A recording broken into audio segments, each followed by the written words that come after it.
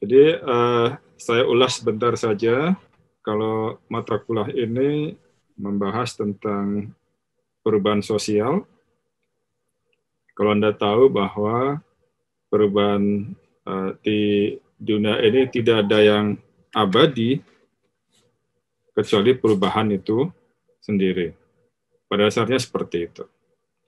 Tadi disebutkan ada perubahan sosial tidak selalu bersifat positif, tapi dia bisa bersifat negatif. Jadi perubahan dari baik menjadi buruk pun itu sebuah perubahan. Lalu ada disebutkan di situ aspek-aspek perubahan sosial,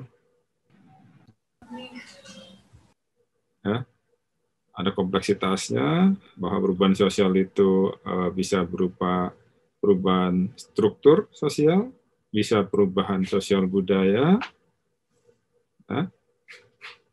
Sumbernya bisa sumber eksternal, bisa internal, internal dari dalam sistem sosial itu sendiri, atau dari sumber eksternal, dari pihak luar masuk dan kemudian membuat perubahan di sebuah sistem sosial. Sumber yang lain bisa berupa perubahan karena alam, misalnya karena ada tsunami dan sebagainya, maka membuat orang-orang di daerah situ menjadi beradaptasi secara sosial, ya. Kemudian arah dan laju, arah bisa dia progres atau regres, artinya dia bisa melakukan kemajuan atau kemunduran.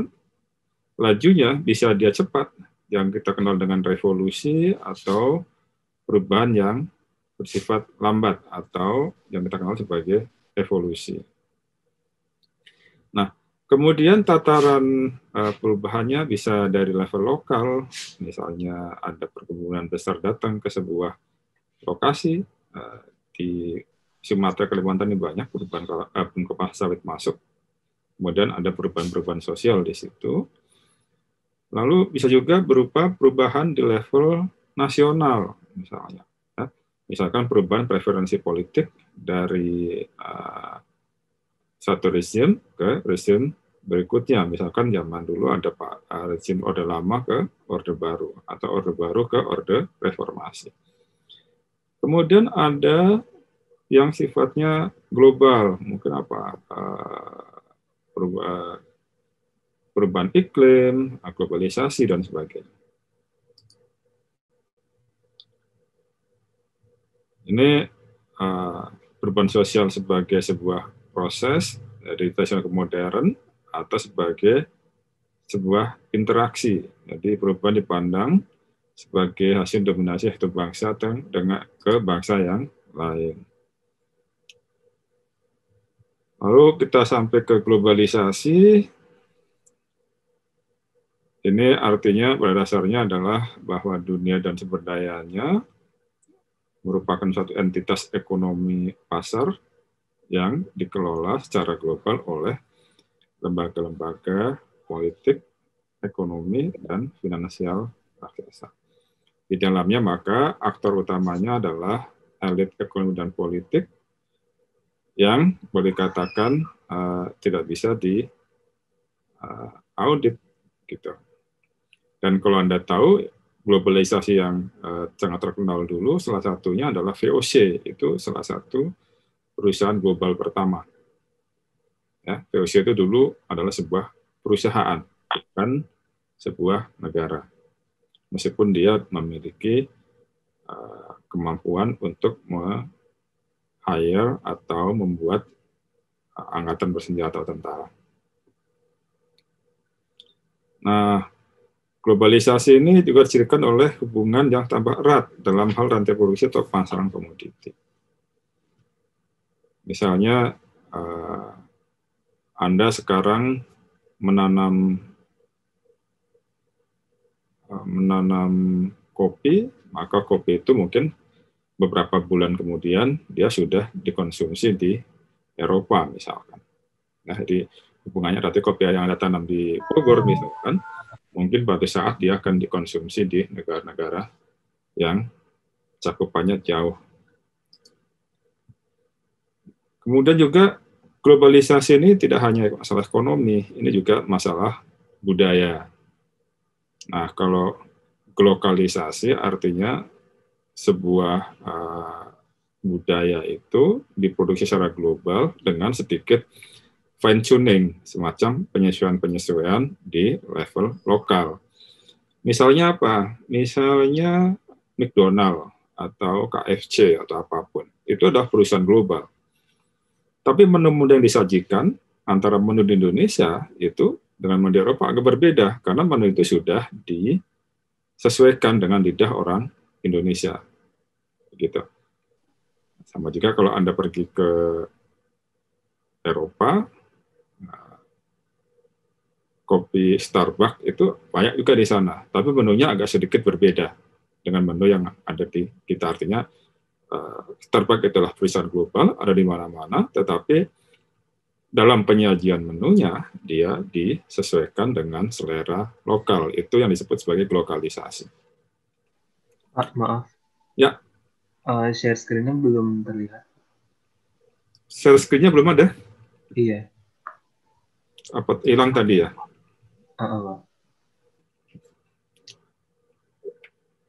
Di screen saya masih ada share screen. Apa saya stop ulang?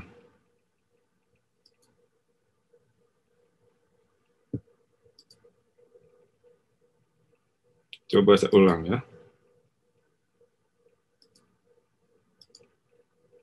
Sekarang udah kelihatan? Sudah, Pak. Sudah, Pak. Tadi sebenarnya sudah muncul di ini di saya, katanya sharing ini, screen sharing, tapi nggak tahu kenapa nggak muncul. Sorry. Apalagi? Oh, ini pembangunan. Pembangunan ini paradigma agak lama, bahwa setelah kita merdeka, maka yang kita lakukan adalah melakukan pembangunan nasional. Jadi pembangunan ini semacam upaya untuk menambah atau menumbuhkan modal, kemudian perluasan lapangan kerja, pencapaian tujuan pembangunan nasional. Ini dulu kita punya GPHN misalkan. Kalau ada masih zaman Soeharto itu ada namanya GPHN, garis-garis besar haluan negara, di mana yang merupakan rencana kerja negara tentang apa-apa yang akan dilakukan dalam 5 tahun ke depan. Jadi misalnya Martin ini akan membangun berapa bendungan, akan membangun berapa sekolah, dan sebagainya. Nah, indikatornya ini bermacam-macam. Zaman dulu yang paling sering adalah GDP atau Gross National Product atau Produk Nasional Bruto, atau kita sebut di kita adalah PDB, jadi Produk Domestik atau Produk Domestik Bruto. Ini ukuran-ukuran ekonomi dengan apa namanya? Dia mengutamakan pertumbuhan ekonomi. Jadi pada dasarnya mereka mengembangkan perusahaan-perusahaan besar, kemudian perusahaan-perusahaan ini diharapkan akan membagi kekayaannya ke bawah ke karyawan-karyawan dengan istilah trickle down effect. Lalu periode tahun 80-an, meskipun GNP negara-negara itu kebanyakan meningkat, tapi tingkat kemiskinan tetap parah. Jadi ada semacam yang miskin tak miskin, yang kaya tak miskin kaya, sehingga ada jurang kemiskinan atau yang kita sebut sebagai inequality atau ketimpangan sosial. Jadi meskipun negara yang semakin maju, makin kaya dengan ditandai misalkan dengan banyaknya jalan tol, dengan banyaknya lapangan terbang, banyaknya bangunan-bangunan bagus, tapi orang yang miskin masih banyak. Artinya bahwa strategi trickle down effect itu nggak terlalu berjalan. Yang kaya tetap kaya, yang miskin tetap miskin begitu. Karena apa? Karena distribusi GNP-nya atau trickle down effect-nya tidak berjalan. Lalu tahun 2015 muncul yang disebut dengan Millennium Development Goal. Ini adalah 8 target pembangunan, itu ada di bawah nanti. Nah, pasca 2015 muncul lagi istilah Sustainable Development Goal. Jadi kalau di 2015 goal-nya bukan hanya sekedar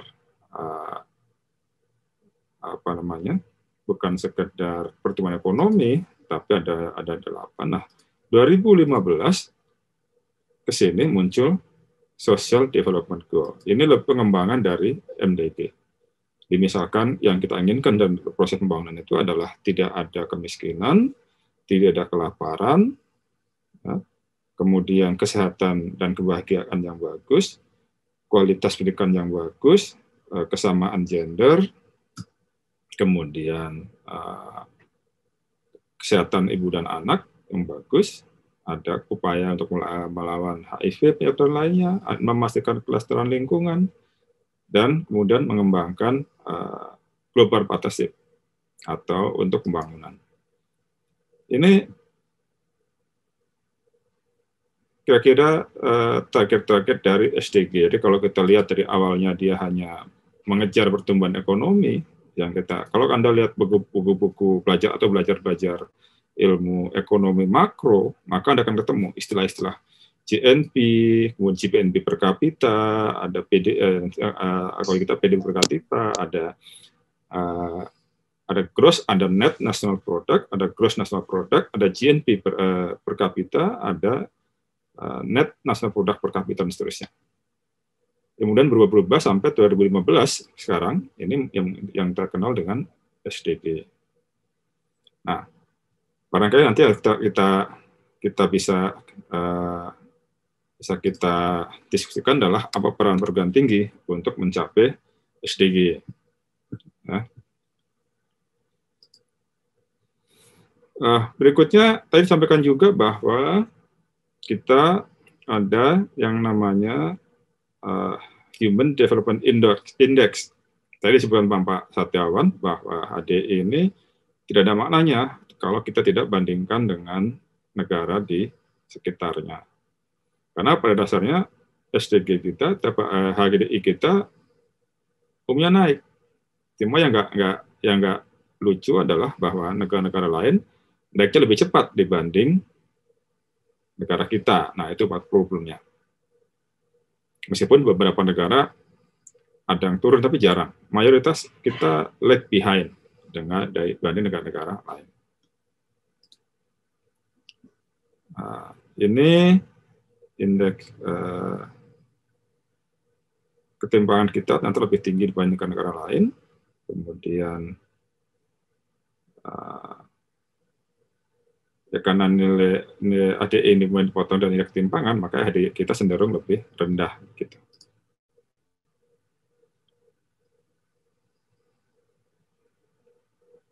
Nah, ini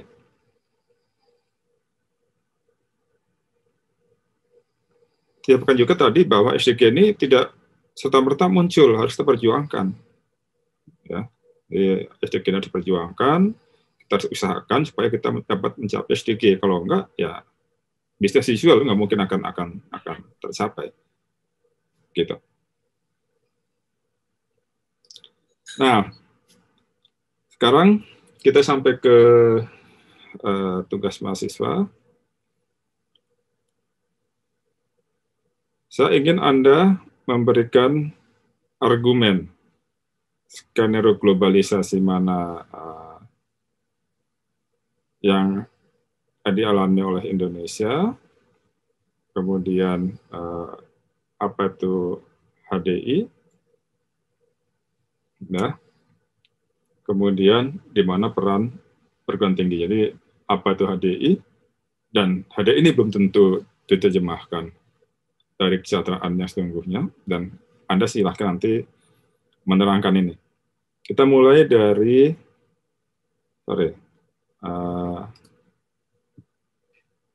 skenario globalisasi. Nanti skenario globalisasi itu globalisasi.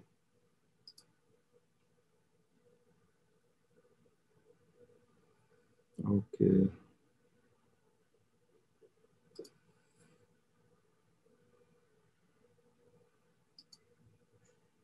Ya.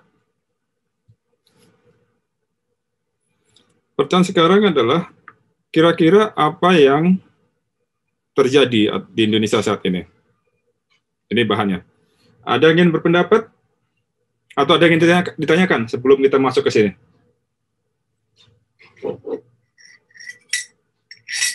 Pak, izin bertanya, Pak. Ya. Untuk yang skenario pertama, Pak, global homogenization skenario itu, apakah cuman untuk replika gaya hidup Barat, Pak? Apakah itu bisa juga untuk ke arah timur gitu, Pak? Kayak misalnya kan sekarang itu lagi berkembang pengaruh dari Korea, Pak. Apakah itu termasuk juga, Pak? Termasuk. Jadi sebenarnya Barat ini termasuk di dalamnya negara maju sebenarnya. Ya. Jadi siapapun negaranya, negara maju. Atau paling enggak secara budaya atau lebih superior dibanding negara yang bersangkutan. Karena kalau Anda misalkan lihat, Anda pergi ke Malaysia, maka Anda akan ketemu lagu-lagu Indonesia di sana tuh. Sangat umum gitu. Jadi saya pernah pergi ke Malaysia tahun-tahun sudah agak lama, dan itu di tengah hutan sebenarnya. Yang saya kaget adalah di tengah hutan itu lagunya muncul lagu-lagunya Dewa begitu, kedengaran kencang sekali. Dan saya nggak tahu bahwa ternyata orang Malaysia menyukai lagu-lagu dari Indonesia. Sorry, saya...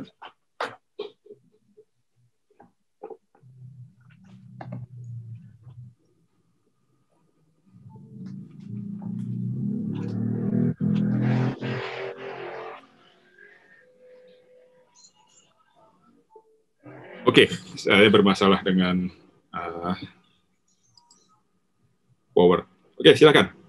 Jadi bisa, Mas. Itu tidak harus dari negara Barat, tapi dari negara yang lebih maju. Baik, Pak. Makasih. Ada lagi yang lain?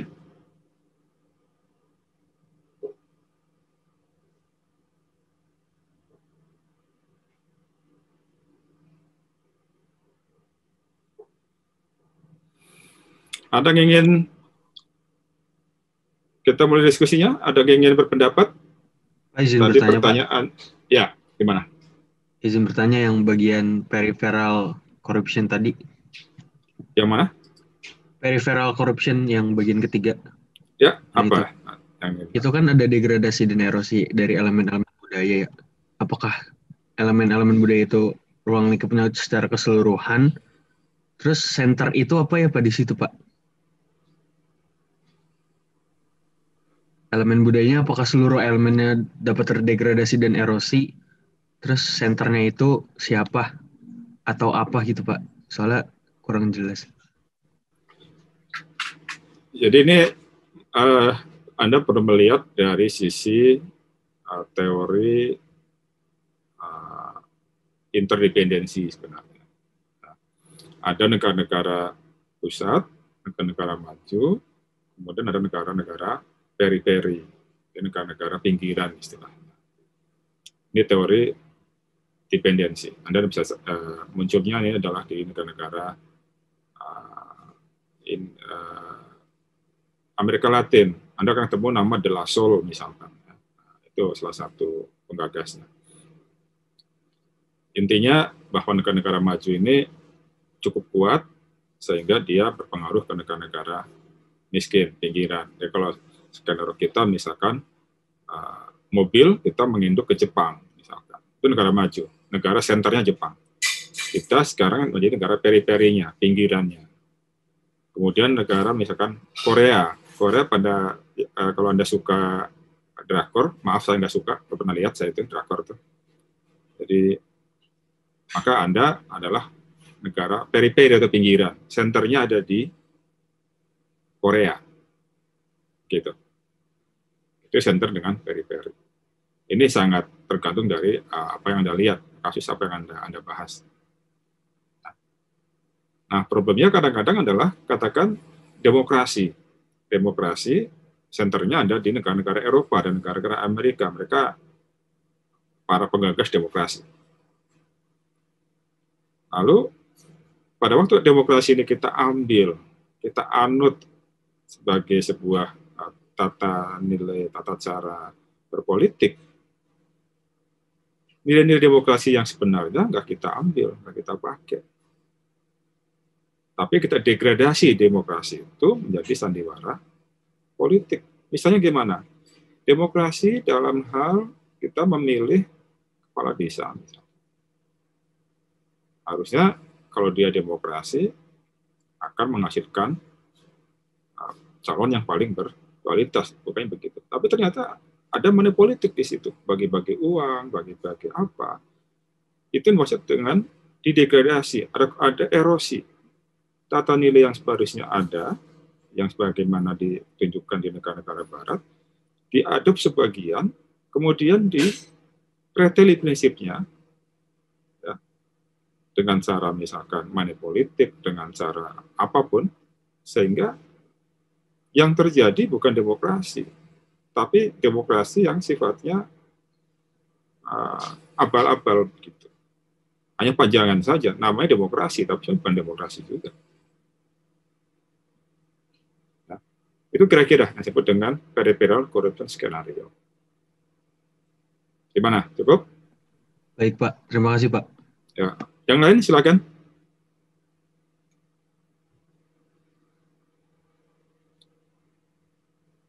Sekarang pertanyaannya, kira-kira pada level mana di Indonesia ini?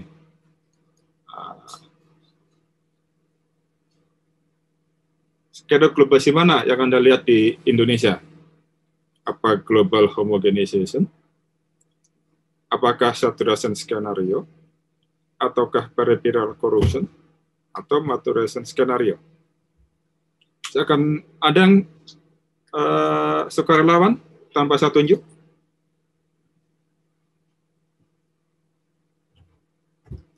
Atau perlu saya tunjuk?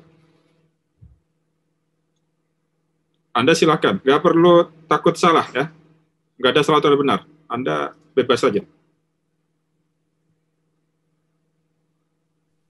Boleh Pak? Ya silakan, gimana? Kalau menurut saya sendiri Pak, kalau memang boleh lebih dari satu, menurut saya ada dua Pak. Yang pertama global homogenization, yang kedua peripheral Pak.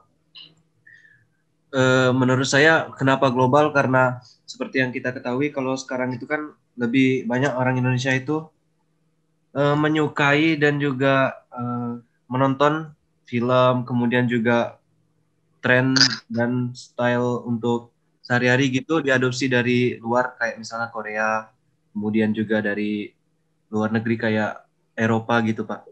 Ya. Kemudian juga barang konsumsi seperti fast food gitu, itu kan dari luar semua itu Pak. Ya. Untuk peripheral sendiri, kenapa peripheral? Oh ya, peripheral Pak, misalnya kayak, sorry, kenapa tadi? Maaf Pak, lupa Pak, sebentar. Oke, nggak apa-apa. Yang lain mau menambahkan, silakan. Mas Kevin tadi berpendapat yang terjadi di kita adalah homogenization.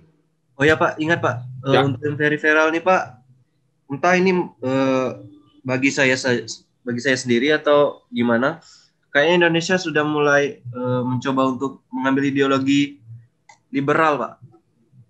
Soalnya kan di politik sekarang itu gimana ya, kayak ada beberapa pihak gitu yang ingin menjunjung kebebasan gitu.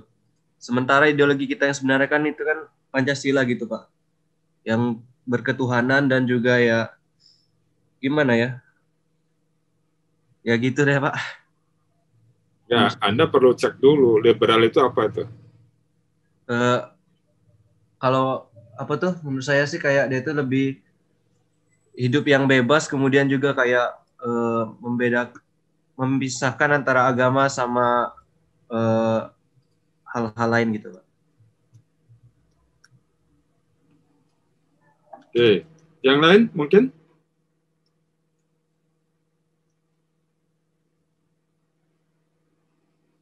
Anda setuju dengan pendapat Mas Kevin?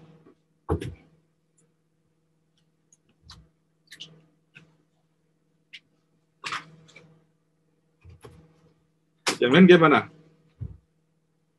Ada 95 orang di sini. Kurangi 2 orang berarti ada 93. Nggak punya pendapat? Izin berpendapat Pak. Oke, silakan. Siapa lagi nih? Firdan. Iya, Pak. Ya, gimana? Kalau saya tadi setuju sama Kevin, tapi ingin menambahkan, menurut saya kenapa nggak saturation skenario? Karena dibilang kehilangan ciri khasnya, menurut saya salah satu keunggulan Indonesia kan ciri khasnya bisa ciri khas daerah ya. Dalam artian budaya masing-masing daerah atau suku tuh beda. Jadi itu kekayaan yang apa ya? Istilahnya sulit untuk kita kehilangan ciri khas karena masing-masing kita tuh punya budaya yang kaya gitu. Makanya ciri khas dari kita bisa dibilang rada sulit untuk kehilangan ciri khas masing-masing karena sangat beragam dan sangat heterogen. Nah, untuk yang maturation scenario ini,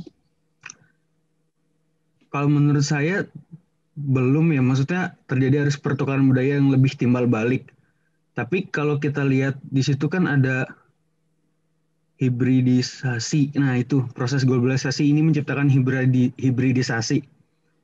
Sebenarnya saya ingin bertanya juga sih Pak, maksudnya hibridisasi ini apakah emang apa ya ibaratnya kan yang saya ingin tanya tuh di ini nih misalkan kayak bahasa Indonesia tuh mungkin ada beberapa bahasa serapan dari bahasa asing. Terus akhirnya kita serap dan kita pakai. Apakah itu termasuk hibridisasi? Kalau itu terjadi itu termasuk hibridisasi berarti maturation scenario ini kan terjadi gitu Pak. Kalau hibridisasi masih mana-mana sama aja. Negara bahasa Inggris juga banyak menyerap dari bahasa Yunani itu, Prancis juga. Oh, berarti itu termasuk hibridisasi ya Pak? Hibridisasi seperti apa yang dimaksud? Ya maksudnya pertukaran. Jadi apakah berarti itu bukan termasuk soalnya kan bahasa yang lain dipakai jadi bahasa kita. Maksudnya di apa? Apakah bukan termasuk akulturasi itu kalau dari bahasa daerah bahasa negara lain terus kita serap. Penyerapan itu bisa jadi satu akulturasi. Tapi kalau Anda tahu bahasa Indonesia itu sebenarnya asalnya adalah bahasa Melayu, tapi Melayu daratan, Rio daerah-daerah yang agak kecil. Yang waktu itu hanya dipakai oleh sekelompok kecil orang. Jadi itu bahasa Indonesia itu logatnya itu bukan bahasa Melayu yang mainstream sebenarnya. Bahasa Melayu mainstreamnya sekarang di Malaysia, itu Melayunya. Bahasa Indonesia enggak, bukan bahasa itu. Kalau Anda ke Malaysia pakai apa itu? Kalau kita enggak. Karena dulu bahasa itu tidak digunakan dalam skala luas. Tapi itu kita adopt. Karena waktu itu, kalau kita menggunakan bahasa yang mainstream, ada kesan semacam penjajahan bahasa. Itu kenapa tidak dipakai bahasa Jawa sebagai bahasa nasional. Karena kita ingin persatuan Indonesia. Kalau pakai bahasa Jawa yang mayoritas nanti suku lain merasa terdominasi. Nah, dalam perkembangannya kemudian bahasa ini menyerap banyak bahasa-bahasa lain, bahasa Belanda banyak sekali diserap. Kalau Anda lihat misalkan adem itu bahasa Belanda. Lagi apa? Kop surat itu bahasa Belanda artinya kepala surat. Misalkan apa lagi? Wastafel itu bahasa Belanda, artinya wastafel itu. Was itu cuci, tafel itu meja. Jadi wastafel itu meja cuci artinya. Tehel bahasa Belanda, hoek bahasa Belanda, spakbor bahasa Belanda, sopir bahasa Belanda, aula bahasa Belanda, kamar bahasa Belanda, tas bahasa Belanda, jas bahasa Belanda, apalagi bis bahasa Belanda. Lalu kemudian masuk bahasa daerah pada waktu dominannya era Pujangga Baru, Pujangga Lama, kemudian kalau sekarang banyak masuk bahasa dari Jawa, bahasa Jawa masuk ada bahasa Indonesia. Seperti itu. Itu bisa saja, tapi tidak sampai ke homogenisasi. Kalau homogenisasi, Anda bisa lihat misalkan di Timur Timur atau di Filipina. Sekarang orang Timur Timur nggak punya bahasa dia sendiri. Orang Timur Timur pakai bahasa penjajahnya. Bahasa Tetun nggak dipakai lagi sebagai bahasa. Untuk nama saja dia nggak pakai nama Tetun, pakai nama Portugis. Nah, itu skandal homogenisasi. Saturasi, sorry. Oke. Yang lain silakan. Atau kita lanjut ke isi berikutnya tentang HDI. Kenapa HDI tidak selalu mencerminkan kesejahteraan sesungguhnya? Ada yang ingin berpendapat?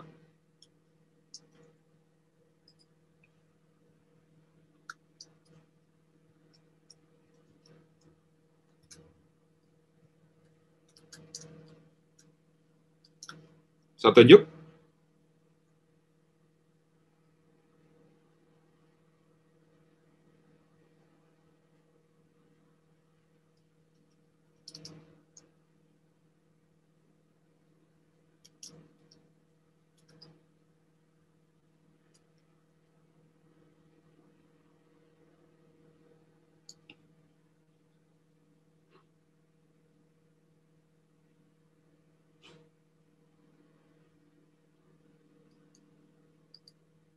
Kenapa? Saya nggak akan menyimpulkan ya bagaimana ragam skenario globalisasi yang ada di Indonesia. Anda silahkan simpulkan sendiri.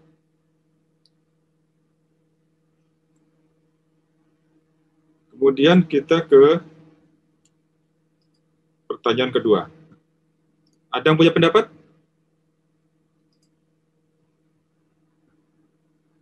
Saya undang kalau nggak ada ya.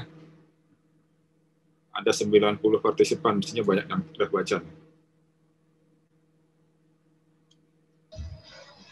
Ada Mbak Citra Aulia, D262. Mbak Citra, silakan. Ada Mbak Citra?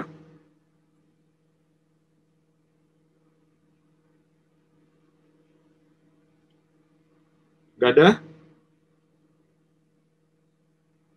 Ada Mbak Dewi Nur Safira?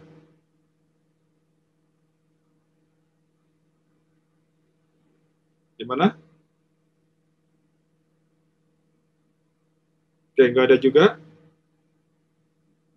Ada Mbak Rania Khairu Hanifah. Anda? Ya, Pak. Silakan. Kita bahas sekarang diskusi nomor 2. Bahwa peningkatan HDI belum tentu terjemahan dari kesejahteraan. Nah, bagaimana Anda menerangkan hal itu? Sebelumnya suara saya jelas nggak, Pak? Jelas. Ya.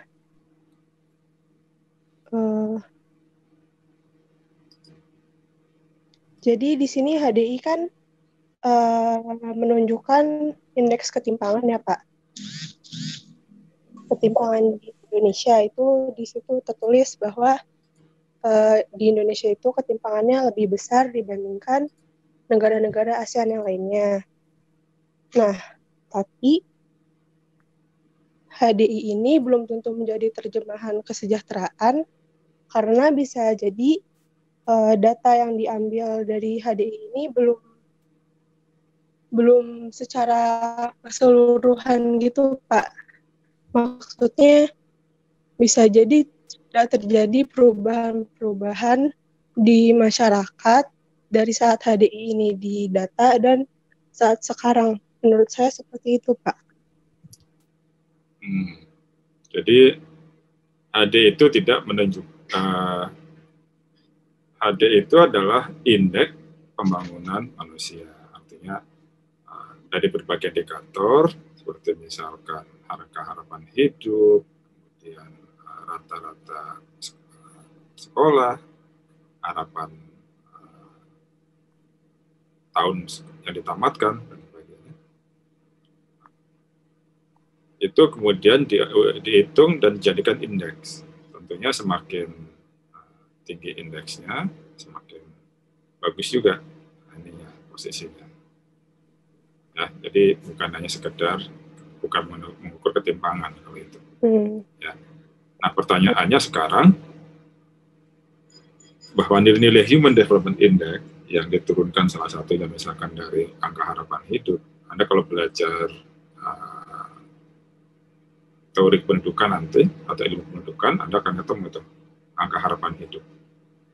Berapa lama orang bisa, umumnya satu daerah itu atau satu negara itu bisa hidup, gitu. Itu namanya angka harapan hidup. Dan seterusnya.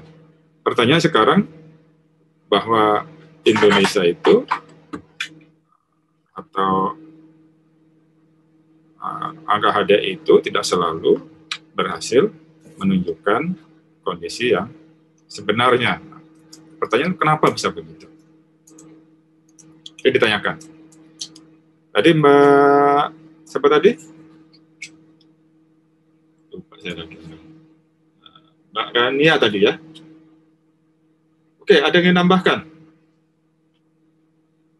Mbak Putri Ayunda, ada? Apa pendapat Anda? Putri Ayunda, ada ikut kuliah?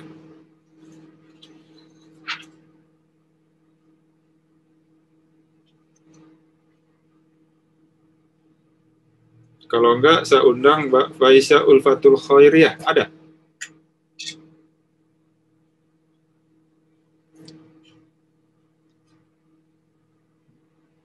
Kalau enggak ada juga, Mbak Genia Sotia Sinarawadi, ada? Ada apa enggak?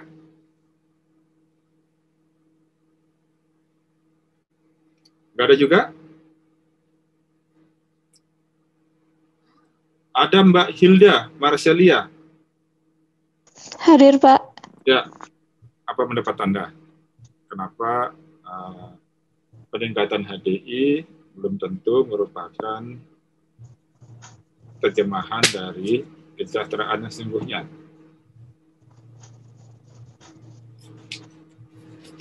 Kenapa bisa begitu?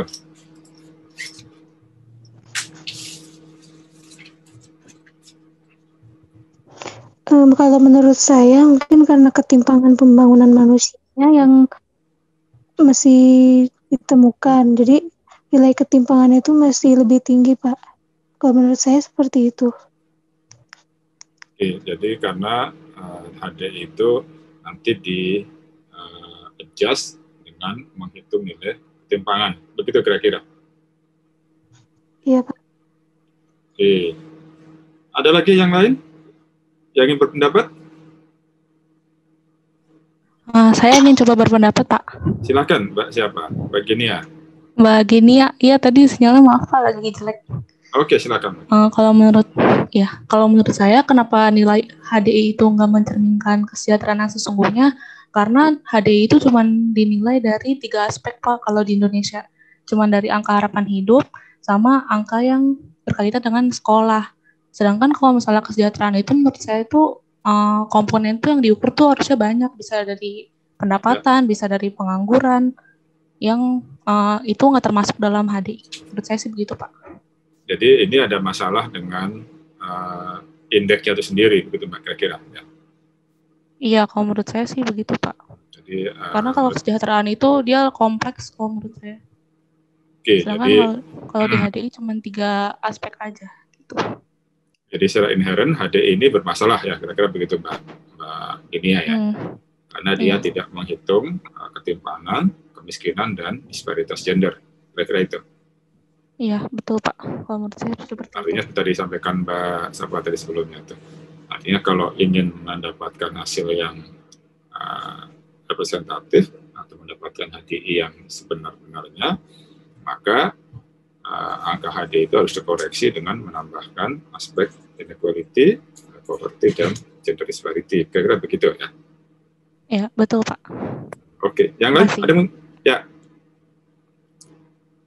Yang lain ada yang berpendapat? Menambahkan, setuju atau nggak setuju, atau mungkin punya pendapat lain?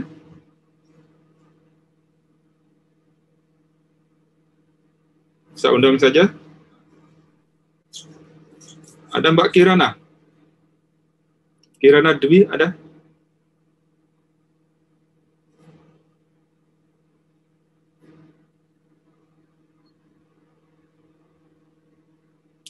Ada Mas Rahul. Wah, ini mirip penyanyi India nih. Ya, Pak. Ya, gimana pendapat Anda? Anda sudah baca, sudah ikut diskusi tadi? Kenapa, Pak? Anda sudah ikut kuliah, sudah membaca PPT, sudah ikut diskusi juga. Apa pendapat Anda tentang HDI? Kalau menurut saya setuju sama Denia sih, Pak. Soalnya ya Setuju ini di yang mananya? setuju untuk pengukuran untuk HDI ini cuma sekedar harapan hidup sama harapan sekolah ini sama means year of schooling. Nah, ini, Pak. Harusnya seperti apa tuh harusnya? Harusnya kompleks sih, Pak, kalau development index dari apa ini pemerataan pendapatan, terus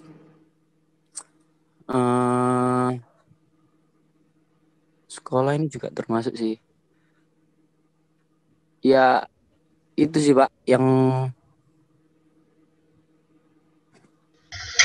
pemerataan pendapatan sama pengangguran. Oke. Jadi kira-kira sebenarnya di bawah disampaikan itu. Ya, pertama kalau Anda melihat HDI itu perlu dengan melihat trennya dan membandingkan dengan negara-negara sekitar. Kalau kita lihat dari tahun ke tahun, 2009 itu HDI naik terus.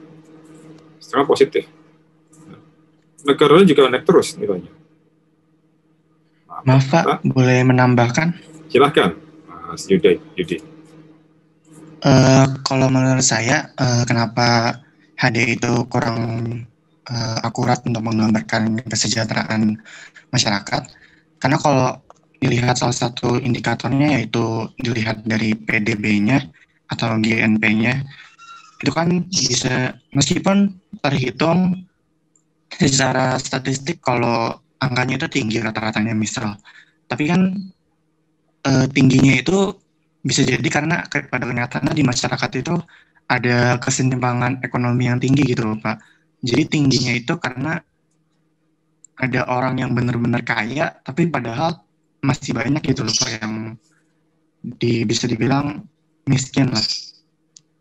Gitu sih Pak. Ya, oke. Jadi kesimpulannya apa? Sama dengan Mbak Sweta tadi yang awal, Mbak Yeni ya? Iya Pak, karena banyak indikator yang digunakan untuk perhitungan itu bisa dibilang kurang tepat gitu loh untuk dijadiin acuan, karena emang kurang menggambarkan juga.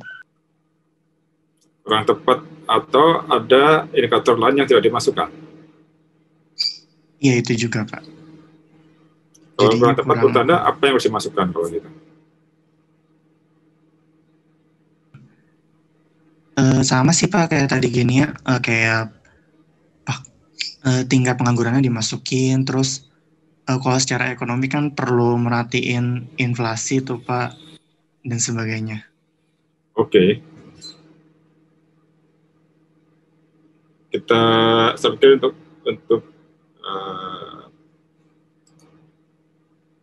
bagian ini cukup. Nah, sekarang terakhir, ini mungkin paling menarik. Kita sampai ke SDG. Ya. Tadi kalau HDI, sekarang di SDG. Pertanyaannya kira-kira apa sih peran Anda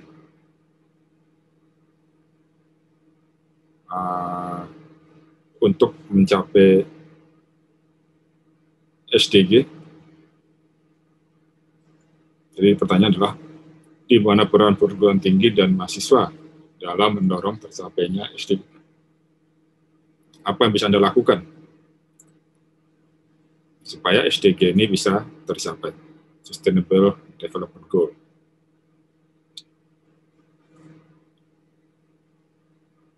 Ada yang ingin berpendapat?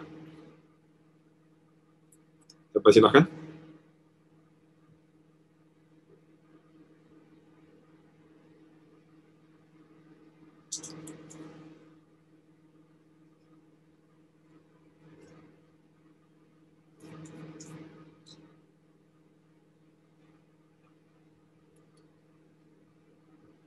Anda di perguruan tinggi, Anda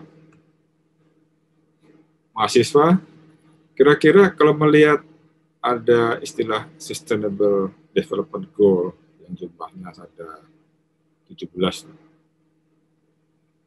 Apa yang bisa kita lakukan? Atau apa yang bisa perguruan tinggi lakukan? Atau apa yang bisa Anda lakukan? Ada yang berpendapat? Atau saya tunjuk saja?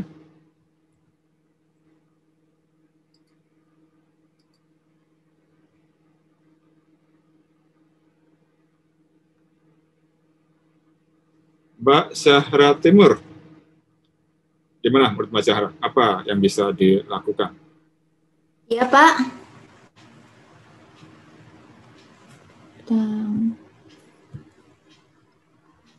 Anda sudah baca bahan diskusinya, pertanyaannya yang ketiga? Sudah, Pak. Peran mahasiswa dan perguruan tinggi di dalam mendorong tercapainya SDG kan, Pak? Ya, apa menurut Anda peran mahasiswa? Menurut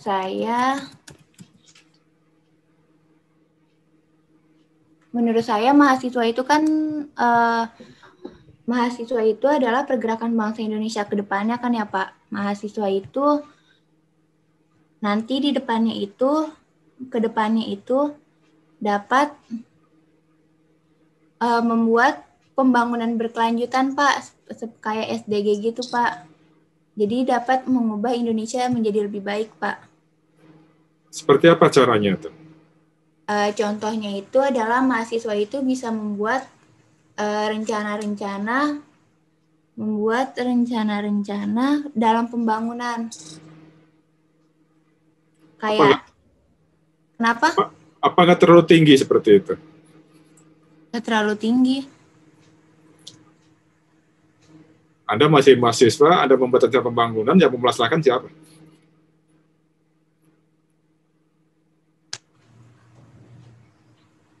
Ya, makanya itu peran perguruan tinggi, Pak, buat menyiapkan mahasiswanya. Perguruan tinggi, oke. Ya. Iya. Di antaranya menyiapkan terkait pembangunan ya, kira-kira begitu. Iya. Oke, ada pendapat lain? Terima kasih, Mbak tadi. Ada yang berpendapat lain? Mungkin setuju atau enggak setuju, atau menambahkan? Silakan. Izin berpendapat, Pak. Ya, silakan. Mbak siapa nih? Kan ini berdasarkan dari 17 komponen itu, dari peran mahasiswa itu bisa mudah banget dari menjaga ekosistem laut dengan tidak membuang sampah sembarangan, terus tidak membuang limbah ke laut, terus juga bisa menjaga ekosistem darat. Jadi kita menjaga hutan, tidak merusak hutan, terus juga perubahan iklim itu bisa terjadi karena penebangan pohon kan bisa merubah iklim. Terus juga dari kesehatan kita bisa menjaga kesehatan diri sendiri, keluarga. Juga mutu pendidikan bisa belajar dengan lebih giat dari diri sendiri, juga bisa mengajak orang untuk biar bisa lebih belajar dengan giat untuk pembangunan berkelanjutan ya, Pak. Oke, jadi seperti itu lebih make sense ya, lebih bisa Anda lakukan kalau itu. Bagus, ada yang lain ingin menambahkan? Izin berpendapat, Pak. Oke, silakan, monggo. Menurut saya perannya perguruan tinggi dan peran mahasiswa itu terdapat di program SDGs yang keempat, yaitu quality education-nya, Pak. Karena peran dari perguruan tinggi itu yang pastinya bisa meningkatkan mutu dan kualitas pendidikan Indonesia, kemudian juga dia bisa membentuk jati diri mahasiswa yang berkualitas. Kemudian sebagai peran mahasiswa sendiri itu kita bisa dapat berkontribusi kepada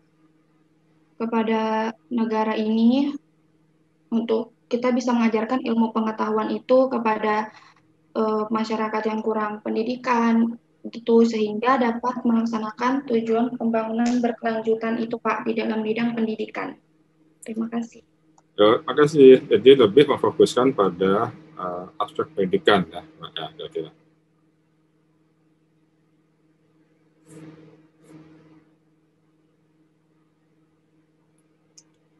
Ada lagi yang ingin berpendapat?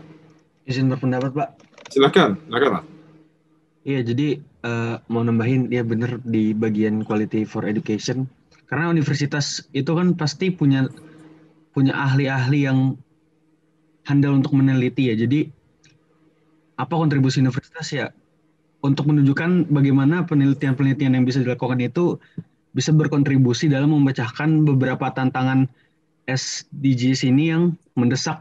Apalagi kalau ada hal lain yang mendesak seperti COVID yang sekarang terjadi. Jadi pertama, universitas bisa membantu dari ahli-ahlinya sendiri untuk membantu meneliti sehingga dapat membuat pertimbangan untuk kebijakan-kebijakan dalam menghadapi tantangan yang pada akhirnya universitas ini membuat kolaborasi antara pemerintah, terus industri juga, dan masyarakat sipil termasuk mahasiswa dalam mengatasi tantangan SDGs ini, 17 poin itu. Jadi mempromosikan inovasi, bukan cuma buat inovasi itu sendiri, tapi untuk kepentingan publik juga dalam menghadapi 17 poin SDGs itu, Pak. Menghadapi atau mewujudkan, Pak? Mewujudkan juga, iya. Oke. Betul, cukup bagus. Ada yang lain? Kita masih punya waktu cukup banyak. Izin menambahkan, Pak. Oke, silakan. Saya setuju sama pendapat teman-teman sebelumnya.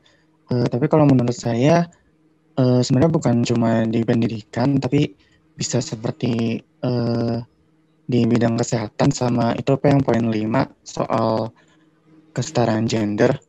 Yeah. Kalau dari kesetaraan gender kan sebenarnya emang sumbernya kan karena perguruan tinggi kan istilahnya tugasnya mendidik mahasiswa gitu ya, memberikan sebagai fasilitator untuk mencari ilmu lah istilahnya.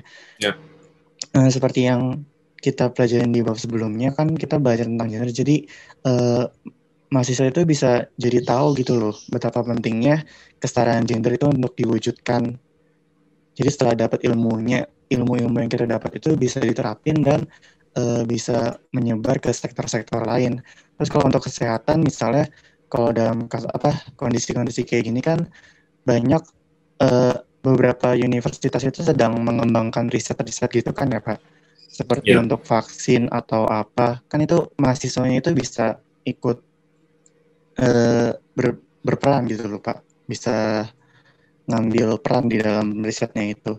Jadi perguruan tinggi ini untuk mencapai SDG ini tuh perannya sebagai memberikan pengetahuan, inovasi, sama solusi, terus menciptain pelaksananya gitu, kitanya itu di bagaimana caranya mahasiswa itu dijadikan aktornya gitu loh Pak dalam pengembangan SDG ini, terus didemonstrasiin gimana implementasinya dan sebagainya gitu Pak. Intinya bisa dibilang perguruan tinggi itu sebagai katalisnya dan mahasiswanya itu dijadikan sebagai aktornya gitu Pak. Oke, bisa juga. Intinya begini, perguruan tinggi itu punya, di Indonesia khususnya, punya 3 fungsi. Yang pertama adalah fungsi penelitian, yang kedua adalah fungsi pendidikan, dan ketiga adalah fungsi pengabdian pada masyarakat. Itu adalah 3 hal yang menjadi fungsi dari perguruan tinggi di Indonesia. Anda bisa berangkat dari situ, kemudian hubungkan dengan Sustainable Development Goal. Semuanya ada tuh. Situ. Jadi, intinya adalah sambungkan ke arah sana.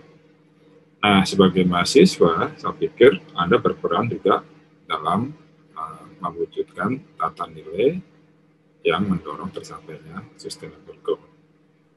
Tentunya, kalau Anda mahasiswa, saya tidak berharap Anda akan bisa membuat suatu penelitian atau rekomendasi kebijakan itu mungkin ranahnya perguruan tinggi. Tadi Mbak yang pertama sampaikan itu ranahnya perguruan tinggi. Kalau mahasiswa mungkin nggak sampai ke sana, atau kalaupun bisa agak jarang. Tapi Anda bisa berperan misalkan dengan mengubah mindset Anda, seperti tadi ada di masalah yang kedua. Jadi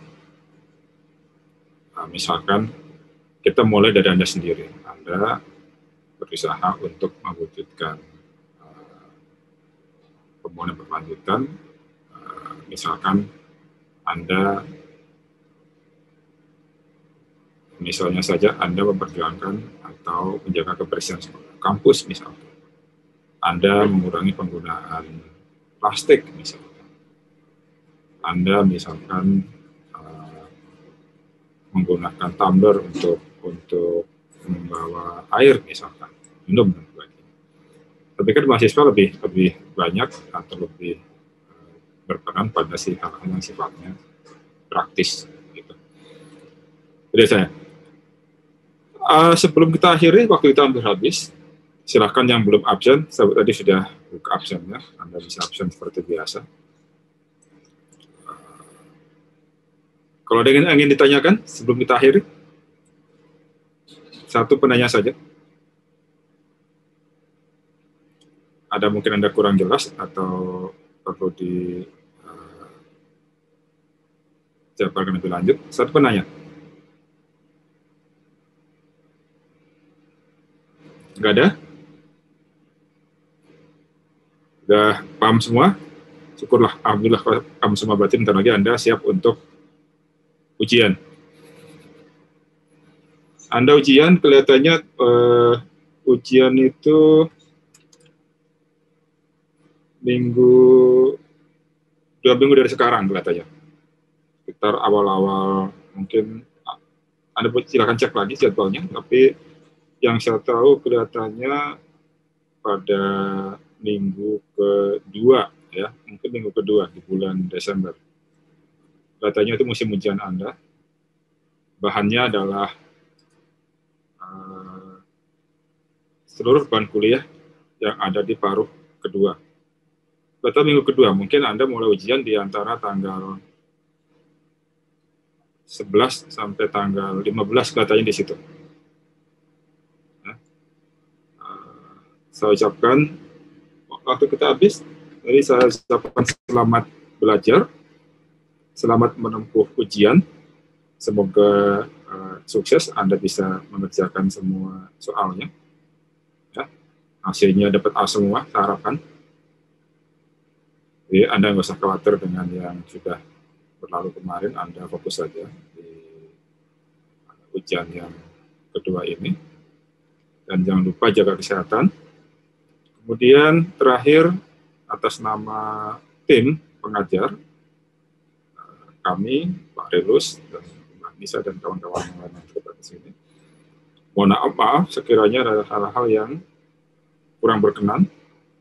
Dan kalau Anda ada hal yang perlu ditanyakan, Anda bisa tanya saja di grup, di WA grup, kita kadang pantau itu. Mungkin kita bisa update di situ, kalau ada hal yang belum jelas.